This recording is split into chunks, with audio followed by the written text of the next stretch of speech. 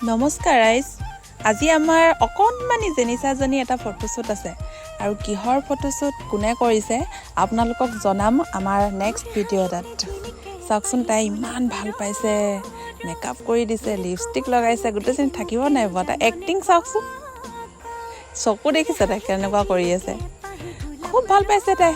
খালি কেমেৰামেনেহে পাই গ'ল মছলা ফটো মাৰিবলৈ ৰখিয়ে নিদিয়ে দৌৰি দৌৰি ফটো মাৰিব লগা হৈছে আপোনালোকক জনাম বাৰু কিহৰ ফটোশ্বুট আছিল তাই এক্টিং চাওক ইমান ভাল পাইছে